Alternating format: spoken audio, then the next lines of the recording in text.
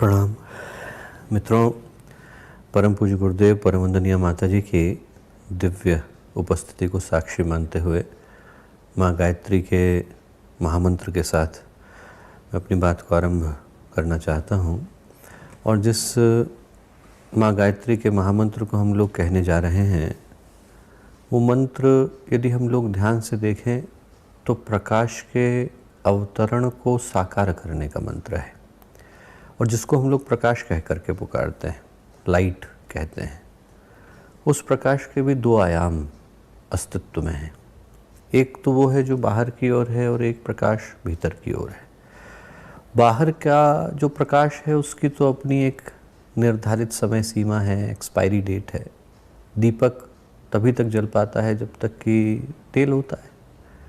तेल चुकता है तो दीपक बुझता है। ट्यूबलाइट भी एक न एक दिन फूकी जाती है। यहाँ तक कि भगवान सूर्य भी जो पूरे सौर मंडल को प्रकाश देते हैं, वो भी एक न एक दिन ब्लैक होल में कन्वर्ट हो ही जाते हैं। पर जो अंदर का प्रकाश है वो अखंड है। एक बार प्रज्वलित हो जाए तो उस ज्योति को बुझा पाने की सामर्थ्य किसी में है नहीं। अंदर के प्रकाश को अखंड बनाए रखने का जो मंत्र है वो माँ गायत्री का मंत्र है। और आज की इन परिस्थितियों में उस गायत्री मंत्र की आवश्यकता पूरे सृष्टि के अस्तित्व को बचाए रखने के लिए सबसे ज़्यादा जरूरी हो जाती है। जिस तरह का अंधकार है, और आज वो अनेकों के घरों में पीड़ा को लेकर, कष्ट को लेकर, संताप को लेकर, वेदना को लेकर के आया है। चाहे उसके लक्षण कुछ भी हों, माध्यम कुछ भी हो, पर कारण तो एक ही है कि हमारे अस्तित्व की जो जड़ें हैं उनमें अंधकार आ गया है, और उनको जब तक प्रकाश से निरस्त न किया जाए तब तक समस्या का समाधान संभव नहीं। एक बहुत ही प्यारी घटना मुझको स्मरण आती है, लोक कथाओं में है, किंवदंतियों में है, पर आज की परिस्थितियों के लिए वो कथा शायद बिल्कुल समीचीन है, सबसे ज़्यादा महत्वपूर्ण है। कथा जो है वो महाभारत के समय की है। महाभारत का अंत हुआ, युद्ध में पांडवों को विजय मिली। धर्मराज युधिष्ठिर राज्य पद पर आसीन होने वाले थे, तो उन्होंने भगवान से प्रार्थना करी कि भगवान बहुत दिन हो गए युद्ध करते करते, अब तो तपस्या करना चाहता हूँ।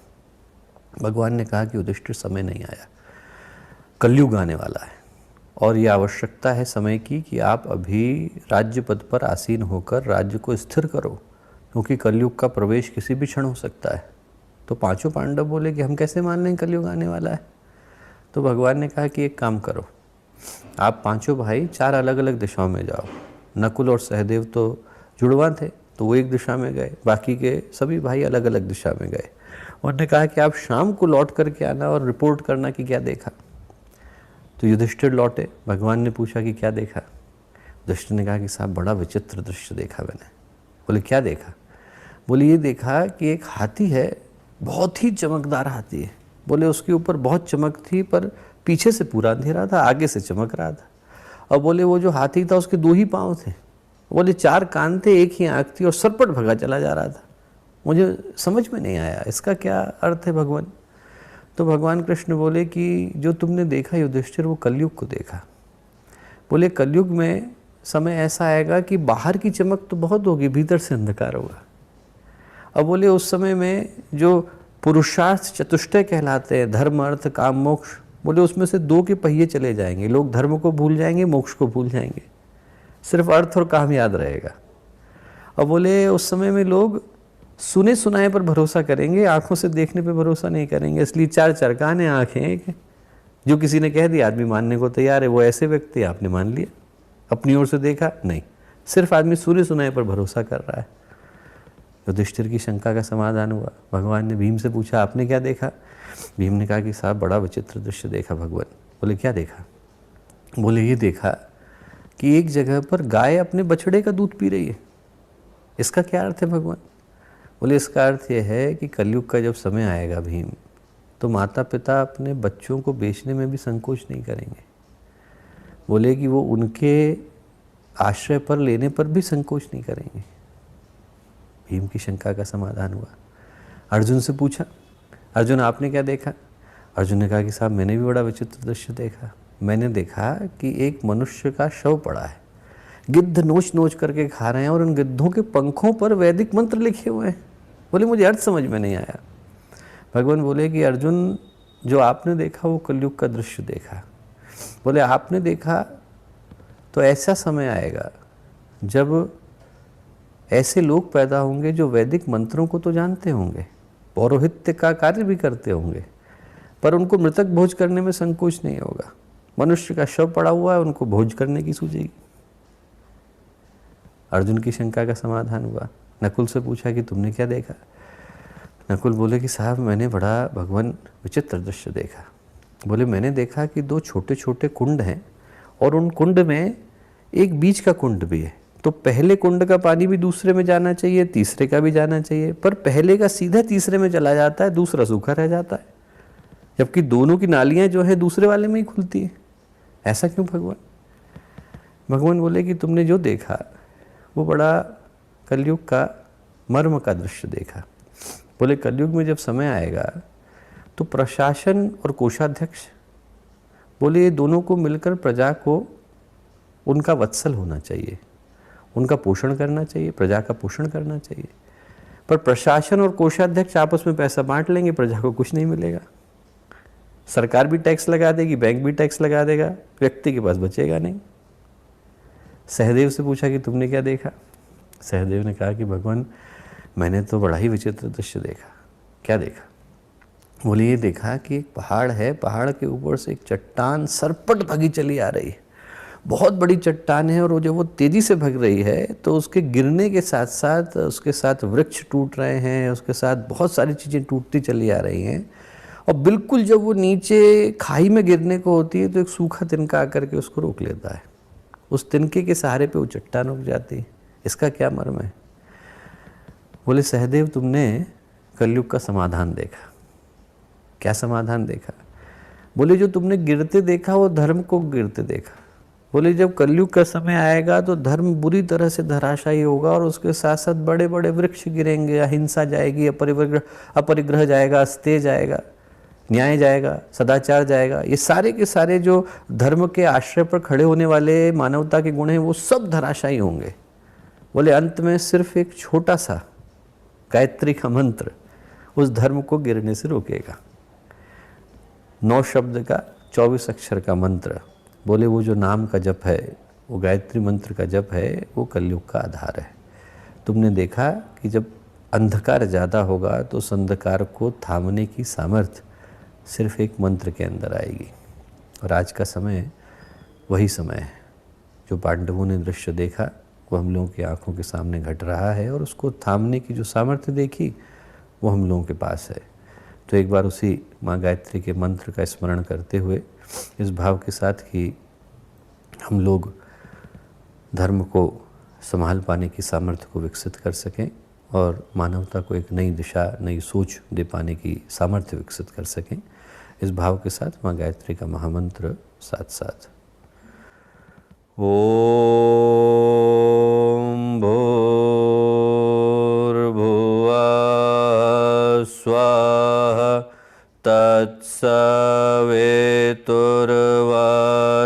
तत्सवितुर्वरेण्यं भर्गो देवस्य धीमहि धियो यो नः प्रचोदयात्।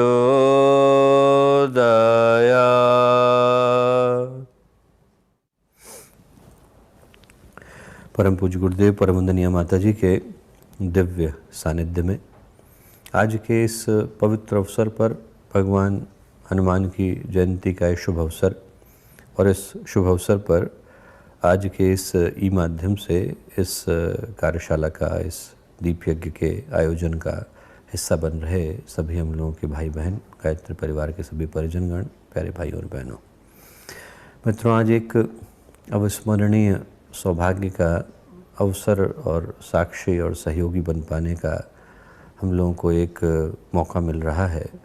और मौका इस आधार पर मिल रहा है कि जो देव संस्कृति विश्वविद्यालय के वर्तमान सत्र के विद्यार्थी हैं, विगत सत्र के विद्यार्थी हैं, उन सब के सम्मिलित, संयुक्त और एक सकारात्मक प्रयास के कारण उन सब का स्वयं का ये भाव निकल कर के आया था कि इस भगवान हनुमान की जयंती पर हम लोग एक दीप यज्ञ का आयोजन करें, जिसमें सभी लोग ई माध्यम से उसका हिस्सा बन सकें।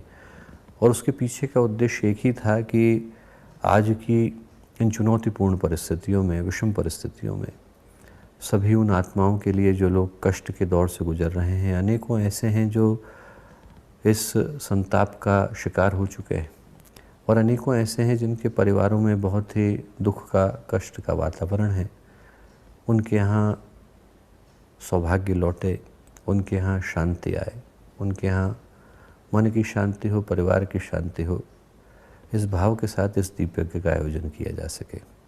साथ ही भाव ये भी था कि इस दीप यज्ञ के अवसर पर हम लोग भगवान हनुमान के जीवन से क्या प्रेरणाएं प्राप्त कर सकते हैं और विशेष रूप से आज की इन अंधकार भरी परिस्थितियों में ऐसा हम लोगों के द्वारा क्या कर पाना संभव है जिसको आत्मसात करने पर हम लोग मानवता को एक नई दिशा दे पाने की स्थिति में हो।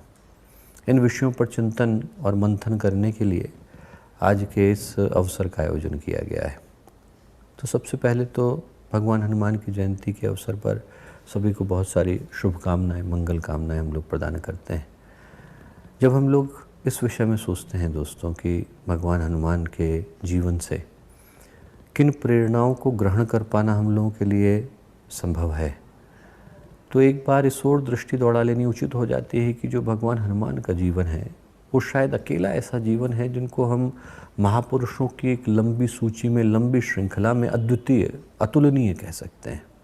जिस भी दिशा में भी हम लोग भगवान हनुमान के जीवन को उठा करके देखें तो उनके व्यक्तित्व के जितने भी आयाम हैं उसमें वो हिमालय पर, शिखर पर जाकर के विराजमान है। व्यक्तित्व के 3 ही आयाम हम लोग कहते हैं।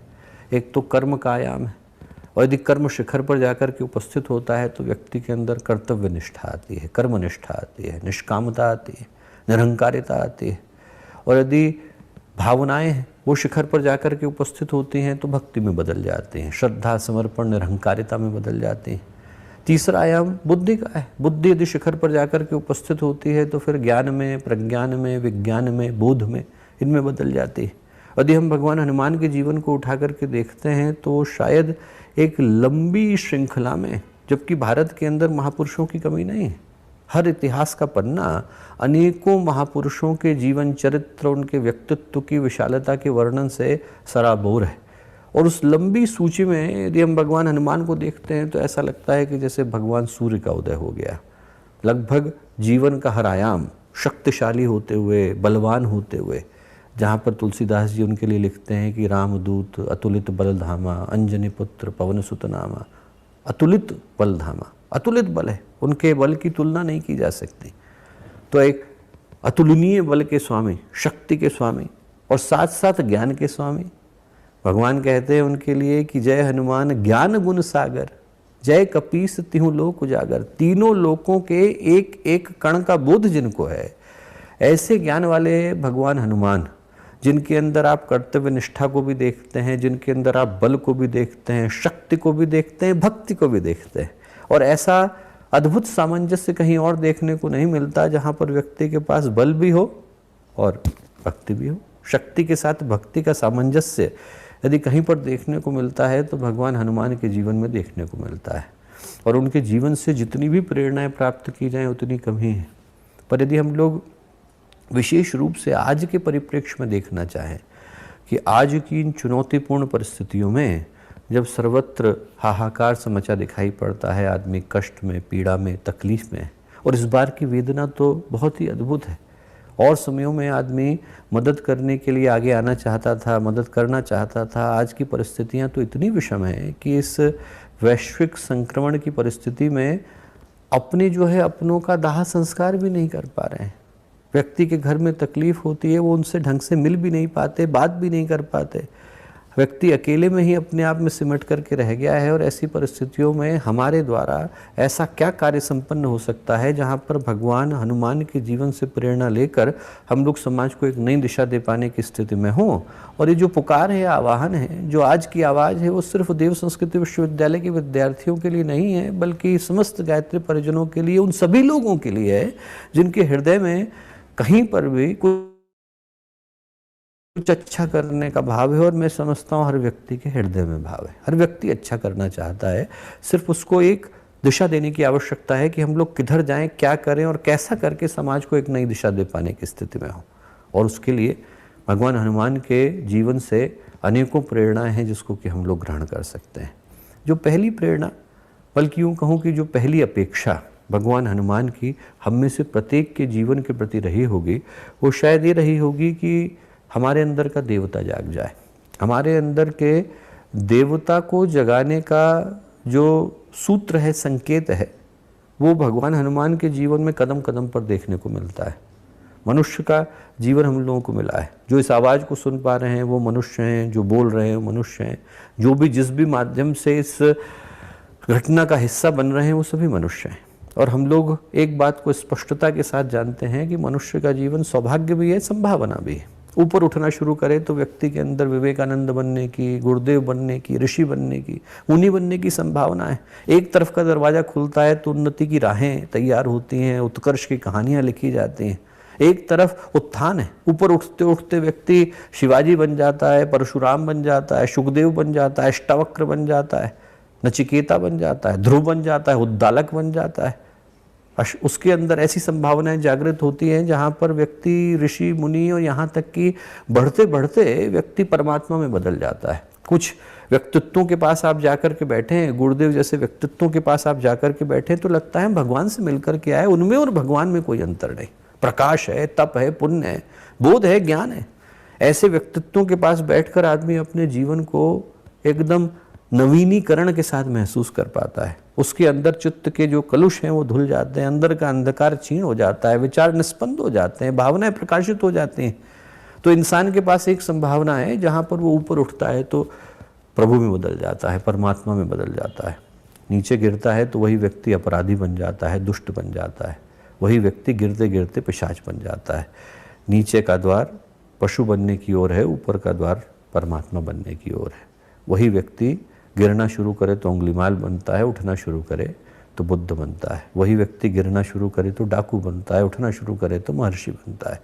और जो भगवान हनुमान का जीवन है वो इस बात की प्रेरणा देता है कि यदि हम लोग चाहें और जिस क्षण चाहें तो अपने अंदर के देवता को जगा सकते हैं। बड़े बड़े लोग भूल जाते हैं कि उनके अंदर देवत्व की संभावना है। कहानी आप लोगों ने सुनी होगी, वो जो शेरनी की कहानी आती है वेदांत के अंदर। शेरनी थी, गर्भवती थी, शिकार करने को गई और जैसे ही उसने छलांग लगाई पीछे से शिकारी आया, तीर चलाया, शेरनी के लगा और प्राण त्यागे उसने। प्राण त्यागने के साथ साथ उसका एक शावक पैदा हुआ और जो उसका छावा पैदा हुआ, शेरनी का बच्चा, उसके माता पिता थे नहीं, भूल गया कि मैं कौन हूँ। जैसे हम लोग भूल जाते हैं कि हम लोग कौन हैं। परमात्मा ने जन्म दिया, प्रभु ने जन्म दिया, ईश्वर की संतान हैं हम लोग और दिव्यता की संतान है। भूल जाते हैं, यहाँ आते हैं तो हमारे जीवन का उद्देश्य हमें याद नहीं रहता। भूल गया वो भी कि मैं कौन हूँ। हिरणों के बच्चों के साथ खेलने लगा, अपने आप को हिरण समझने लगा। बड़ा वाला शेर आया, जोर से दहाड़ा एक दिन, उसको देख करके हिरण भागे, शेर भी भागा। बड़े वाले शेर ने समझा कि चलो हिरण भागे वो तो समझ में आया, पर शेर को मैं भागते पहली बार देख रहा हूँ। उसने हिरणों को छोड़ा, शेर को पकड़ा, कहाँ जा रहा है? बोले साहब माफ़ करिए, मैं तो हिरण। बोले अरे हिरण नहीं है भाई, मेरी तरह शेर है तू। बोले नहीं नहीं मैं हिरण हूँ। बड़े वाले शेर ने छोटे वाले शेर को पकड़ा, पानी के पास ले गया। बोले झांक करके देख परछाई में क्या दिखता है। और उसने झांका तो महसूस करा कि वो और बगल का शेर एक जैसे है।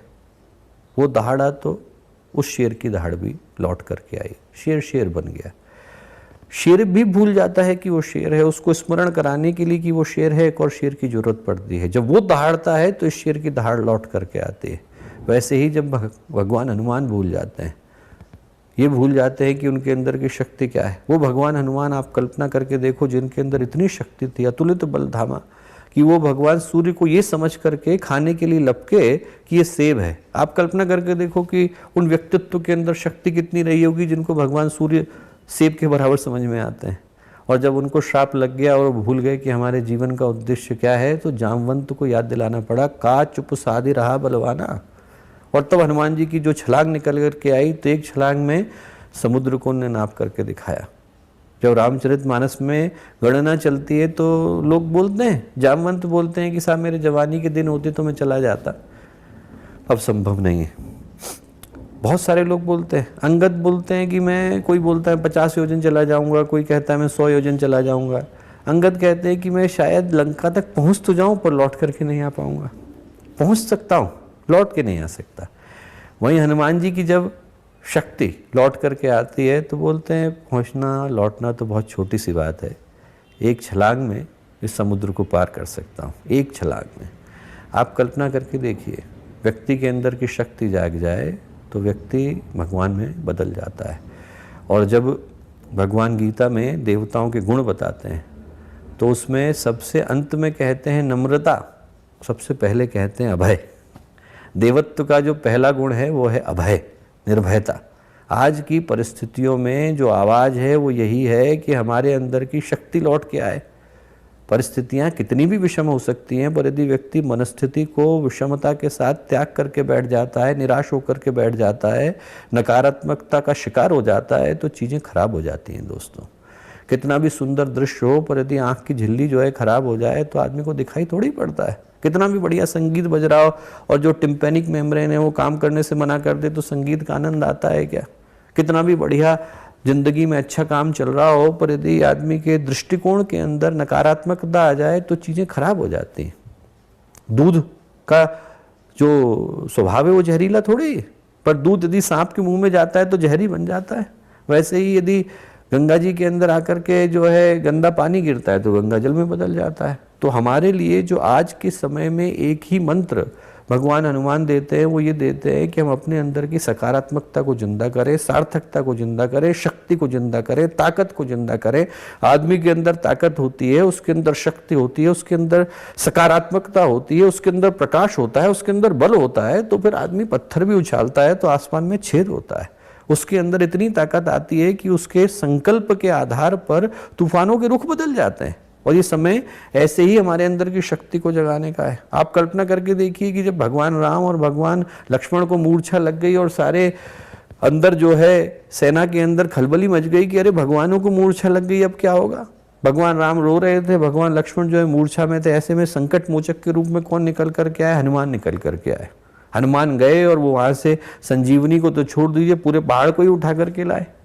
ये समय हमारे भीतर के हनुमान के जागने का है। परिस्थितियाँ कितनी भी विषम हो, पर यदि आदमी की मनस्थिति बदल जाए तो आदमी परिस्थितियों को बदल पाने की ताकत रखता है।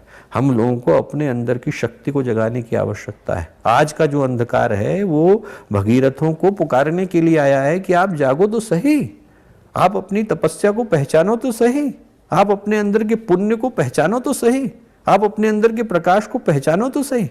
आवाज चाहे किसी के कान में जा रही हो, पर वो यही झकझोरने के लिए आई है कि आज की परिस्थितियों में हमें अपनी शक्ति को जमीन पर रखकर भूलने की आवश्यकता नहीं।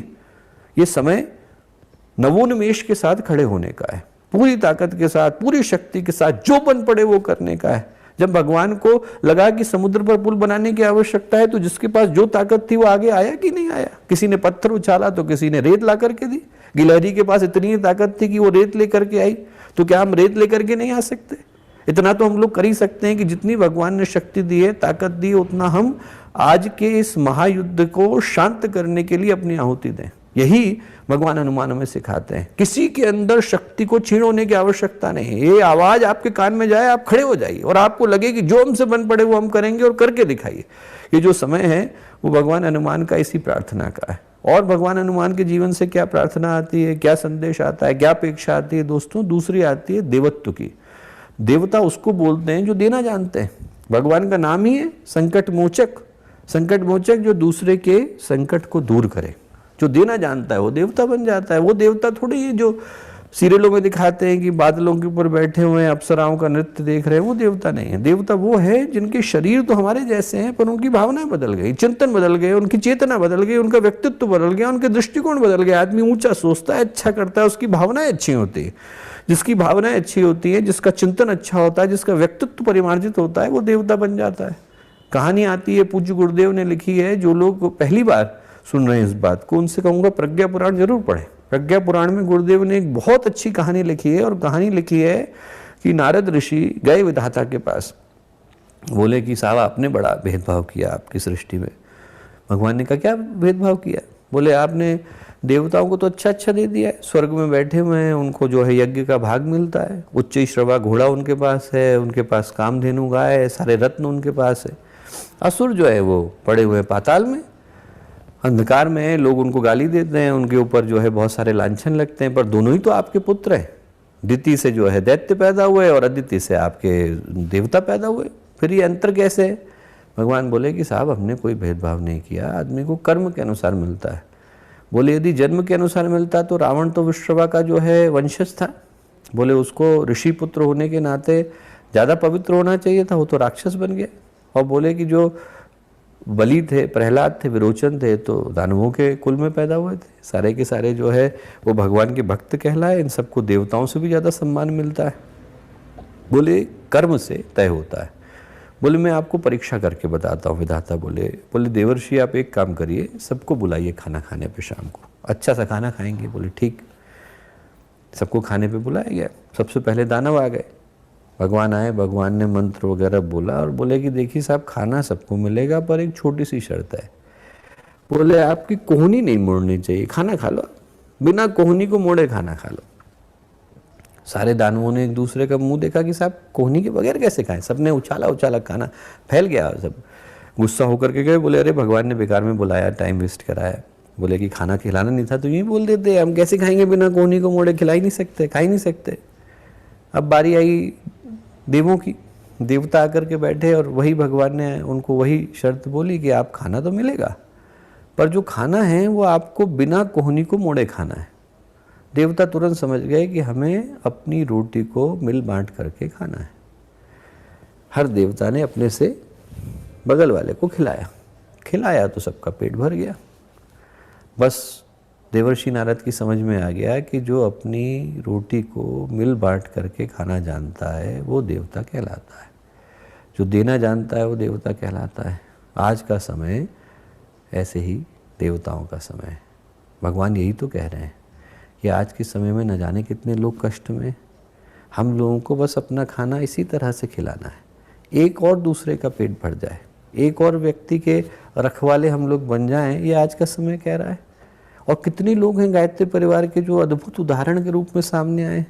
अपने लखनऊ के फौजी ढाबा वाले भाई साहब हैं, वो गायत्री परिवार के सक्रिय कार्यकर्ता। जैसे ही उनको पता चला कि आज की परिस्थितियों में दिक्कत आ रही है, फिर से ऐसी परिस्थितियां हैं, अनेकों घर ऐसे हैं जहां पर कोविड के कारण पूरा का पूरा परिवार एडमिटेड है, घर में एक या दो लोग हैं, उनके भोजन की देखभाल करने वाला कोई नहीं है। उनने अपना ढाबा बंद किया, ढाबे के सारे लोगों को लगाया, आसपास के सारे गायत्री परिजन आते हैं, रोज हजारों लोगों का भोजन बनाते हैं और लोगों के घर में छोड़ करके आते हैं। ये क्या है? ये आज के देवता है दोस्तों, ये आज के देवता है।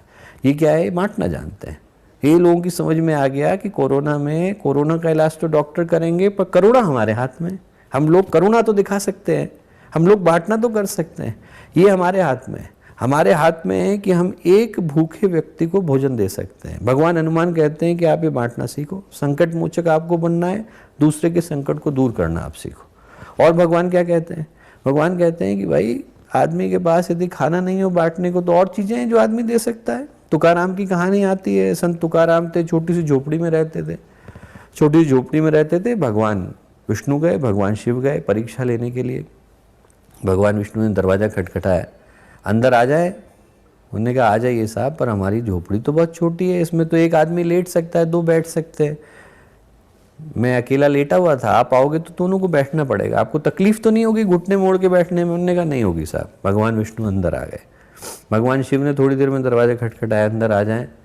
बोले आ जाइए साहब, पर हमारी झोपड़ी छोटी, इसमें एक लेट सकता है, दो बैठ सकते हैं, तीन खड़े हो सकते हैं, आपको खड़े होने में दिक्कत तो नहीं है? बोले नहीं। तो बोले अंदर आ जाइए। आ गए। पूरी रात गुजर गई। सुबह के वक्त में भगवान ने जो है अपने आप को प्रकट किया। बोले देखो मैं भगवान विष्णु, ये भगवान शिव। और तुकाराम से बोले कि भैया आप जो हो देवता हो, आपका दिल जो है बहुत बड़ा है। तुकाराम बोले साहब हमारी झोपड़ी छोटी है। बोले अरे झोपड़ी तो छोटी है, उससे क्या फ़र्क पड़ता है, दिल तो बड़ा है। बोले जिसका दिल बड़ा है वो देवता बन जाता है। तो आदमी अपना खाना बांटता है, देवता बन जाता है, अपना घर खोलता है तो देवता बन जाता है। मुंबई के गायत्री परिवार ने क्या किया? यही तो किया, उन्होंने अपना घर खोल दिया। उन्होंने कहा कि साहब हम गायत्री चेतना केंद्र है, हमें इसलिए मिला हुआ है वार्षिका कि हम समाज की सेवा करें। जितना मुंबई का गायत्री परिवार था, उनने मिल करके वो पूरा हॉस्पिटल लिया और म्यूनिसिपैलिटी को दे दिया, बोले आप इसमें पूरे में हॉस्पिटल बना लो, दे दिया। हम लोगों ने विश्वविद्यालय दे दिया, शांतिवन का अथर्वण भवन दे दिया, आपको चाहिए आप क्वारंटीन सेंटर बना लो।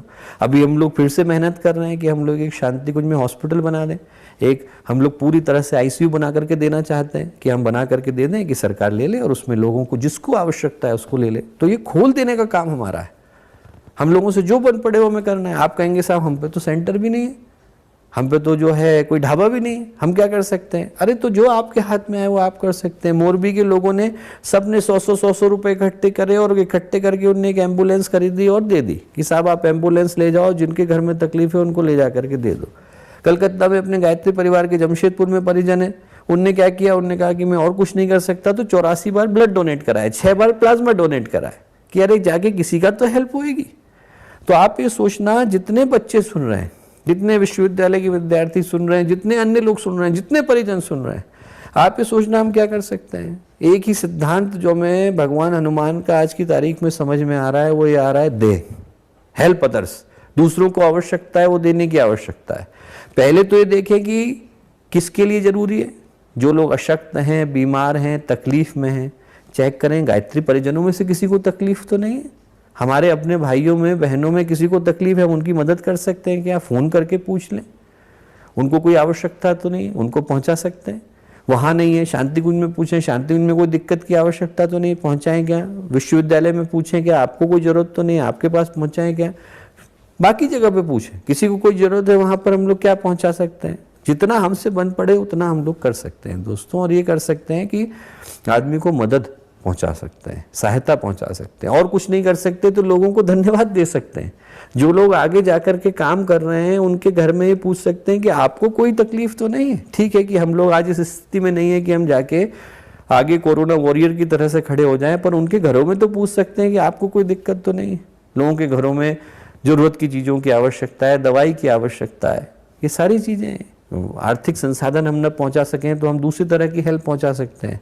इस दृष्टि से सोचें कि या तो हम लोग फाइनेंशियल हेल्प कर सकते हैं, फाइनेंशियल हेल्प यदि हमसे संभव नहीं हो तो हम क्या कर सकते हैं, हम मटेरियल की हेल्प कर सकते हैं। किसी को सामान की ज़रूरत है वो हम पहुंचा सकते हैं।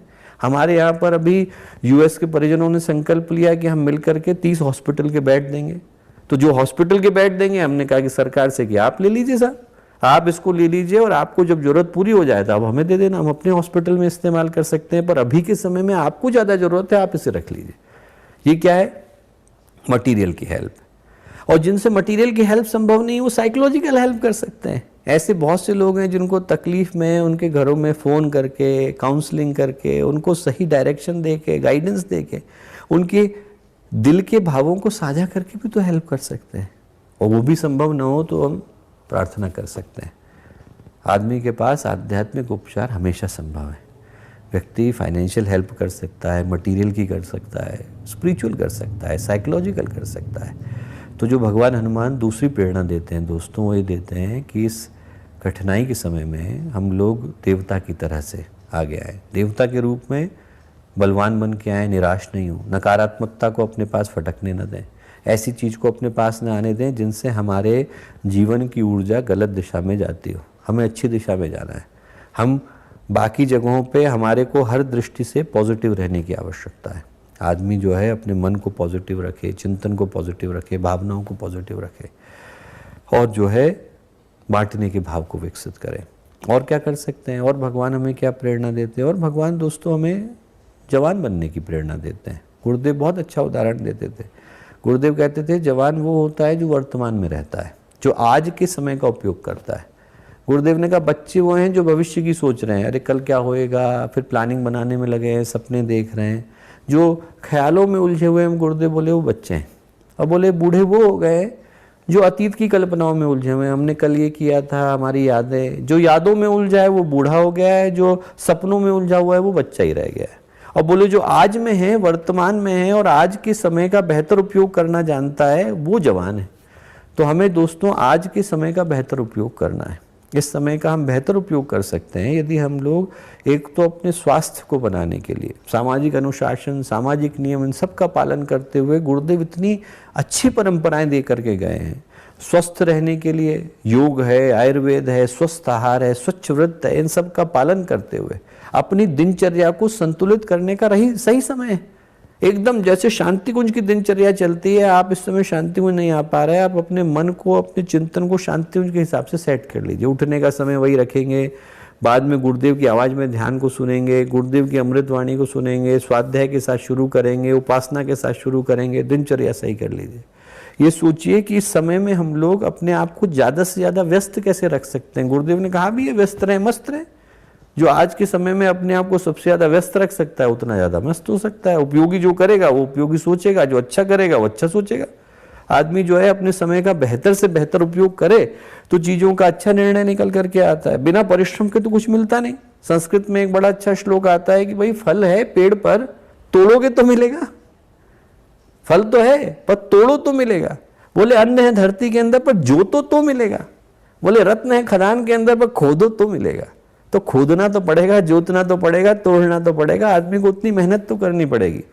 वो जो उतनी मेहनत कर पाने की सामर्थ्य रखता है दोस्तों, वो जवान बन जाता है। इस समय जवान की दृष्टि से ये बनने का है कि हम अपने चिंतन को बिल्कुल पॉजिटिव रखें, अपने समय का बेहतर से बेहतर उपयोग करें। वो सारी चीज़ें जो हमें लगता है कि शारीरिक विकास के लिए, मानसिक विकास के लिए, आध्यात्मिक विकास के लिए, गुरुदेव की पुस्तकों का स्वाध्याय करने के लिए, आने वाले भविष्य की सही प्लानिंग बनाने के लिए आवश्यक थी, वो बनाने का ये सही समय है।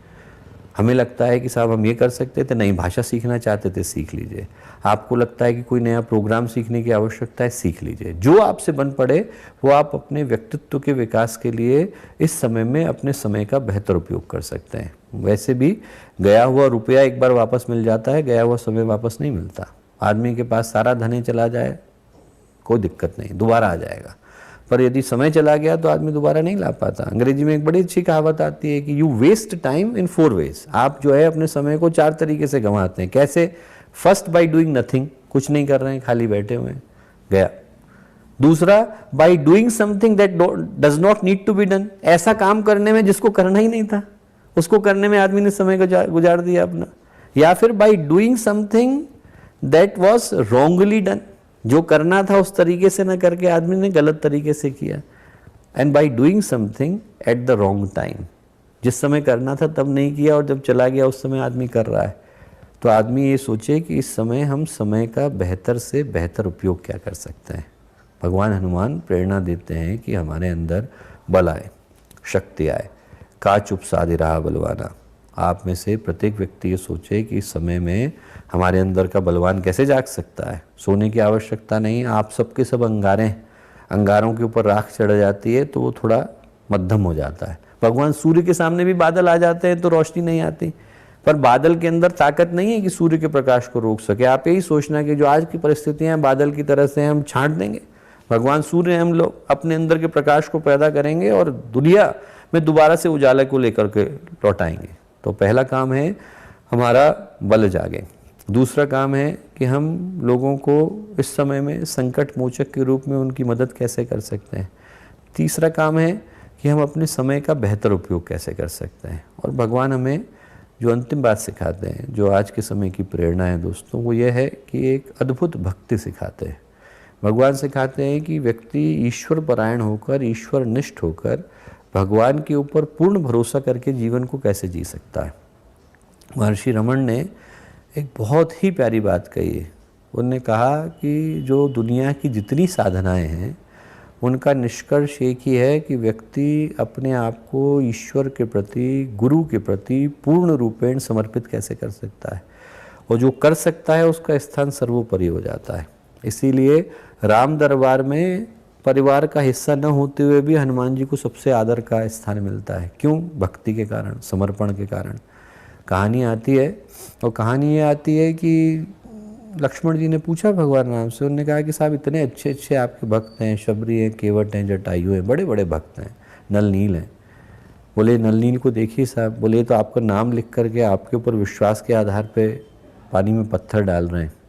बोले इन सब के होते हुए आप हनुमान जी को ज़्यादा क्यों देते हैं महत्व। बोले कि हनुमान के अंदर की जो भक्ति है वो अतुलनीय है लक्ष्मण। बोले कैसे? बोले मैं दिखाता हूँ। गए जहाँ पर लोग पुल बना रहे थे, उन्होंने नलनील से पूछा कि साहब आप लोग ये बना रहे हो, ये कैसे पत्थर तैर रहा है? बोले साहब आपके नाम का प्रताप है, आपका नाम हम लिख करके डालते हैं तो ये तैरने लग जाता है। बोले मेरे नाम का प्रताप है? बोले हाँ। तो भगवान बोले कि यदि मैं राम लिख करके डालूं तो ये पत्थर तैरेगा? बोले क्यों नहीं तैरेगा? भगवान ने नाम लिखा और डाला और पत्थर गया डूब। बोले अरे साहब डूब गया। नलनील को लगा कि तो हमारे कारण था, हम बेकार के कह रहे थे कि भगवान के कारण है। नलनील को लगा कि हम तैरा रहे थे पत्थर को। उन्होंने हनुमान जी से पूछा कि हनुमान आप क्या कहते हैं? हनुमान बोले कि साहब आपके नाम में इतना प्रताप है कि हमारे जैसे तुच्छ लोग भी जब आपका नाम लेकर के पत्थर पे डालते हैं और उसको पानी पे फेंकते हैं तो वो तैर जाता है। बोले पर मैंने डाला और डूब गया। बोले हाँ भगवान है साहब। बोले आप यदि किसी को त्याग देंगे तो उसको उबार पाने की सामर्थ्य तो समुद्र में भी नहीं है। इतना विश्वास व्यक्ति के पास होना चाहिए। तुलसीदास जी लिखते हैं रामचरितमानस में कि जब भगवान की हनुमान जी की तारीफ करते हैं तो लिखते हैं राम माथ मुकुट राम, राम सिर नयन राम। माथे पर भी राम है, मुकुट पर भी राम है, सिर पर भी राम है, नयन पर भी राम। राम कान नाक राम, ठोड़ी राम नाम है। बोले हर जगह पर तो राम नाम है भगवान के। बोले राम मन वचन राम, मन में भी राम है, वचन में भी राम है। राम धर्म कर्म राम, धर्म भी उनका राम ही है और कर्म भी राम ही है। मारुति के रोम रोम व्यापक राम नाम है। बोले भगवान के रोम रोम में और कण कण में वही रामचंद्र जी हैं। बस ऐसे ही हमारे को गुरुदेव के प्रति हो जाने की आवश्यकता है। रोम रोम में कण कण में वही उन्हीं की आवाज़ हो, उन्हीं की अमृतवाणी जाए, गुरुदेव हो, माता जी हो, इनका चिंतन जो है इतना लबालब भर जाए कि इसके अलावा ना हमारे मन से कुछ निकले, वचन से कुछ निकले। और इस भावना के साथ इस समय में हमारी गायत्री की उपासना चले तो वातावरण के अंधकार को तोड़ पाने की सामर्थ्य हम निश्चित रूप से रखते हैं। आप में से प्रत्येक व्यक्ति जीवंत जागृत देवतुल्य आत्मा है। ये समय हमारे अंदर के देवता के जागने का है। भगवान हनुमान आज जो है पुकार पुकार करके कहते हैं कि का चुप साधे रहा बलवाना। आप लोगों के अंदर के बलवान को जागने की आवश्यकता है। ऐसे बलवान को जागने की आवश्यकता है जिसके चिंतन में सकारात्मकता हो, जिसके अंदर इस परिस्थिति से जूझने का बल हो, शक्ति हो, भक्ति हो, ज्ञान हो, विज्ञान हो। उसके अंदर इतना गुरुदेव माता जी के ऊपर भरोसा हो कि हम कितने भी विषम परिस्थितियाँ हैं, विषम परिस्थितियाँ हैं सभी जानते हैं, पर हमारी जो मनस्थिति है वो हम ही जानते हैं। और हमारी मनस्थिति को सुदृढ़ बनाकर, सशक्त बनाकर, सार्थक बनाकर, सकारात्मक बनाकर, समर्पित बनाकर इन्हीं तूफान से भरी परिस्थितियों के मध्य में से हम लोग नई राहों को लौटा करके लाएंगे, ऐसा हमारा विश्वास है और दृढ़ विश्वास है। आज यही एक छोटा सा संदेश अपने सभी भाई बहनों के लिए है कि इन चुनौतीपूर्ण परिस्थितियों में जहाँ पर अनेकों लोग, अनेकों भाई, अनेकों बहन कष्ट के दौर से गुजर रहे हैं और उनके सबके साथ हम लोगों की भावनाएं अहर्निश लगी हुई हैं, उन्हीं भावनाओं के साथ साथ एक संकल्प हम लोग ले रहे हैं कि आज की इन परिस्थितियों को सार्थक, सकारात्मक और साधनात्मक बनाने के लिए जितना हमसे बन पड़ेगा उतना हम करेंगे, अहर्निश करेंगे, अनवरत करेंगे और करते करते कभी थकेंगे नहीं। सभी को बहुत सारी शुभकामनाएं, बहुत सारी मंगल कामनाएं। अंधकार है, अंधकार को चुनौती है कि वो पूरी तरह से अपने प्रहार को कर सकता है, पर प्रकाश के पास सामर्थ्य हमेशा इतनी होती है कि वो अंधकार को चीर करके रास्ता बनाता है। जितना भरोसा अंधकार को नकारात्मकता पर है उतना ही भरोसा हम लोगों को गुरुदेव और माता जी पर है। आज की परिस्थितियों में यही सार्थकता, यही सकारात्मकता नए विश्वास को जन्म दे, नई संभावनाओं को जन्म दे। ऐसी शुभकामनाएं, ऐसी मंगल कामनाएं। हमारे YouTube चैनल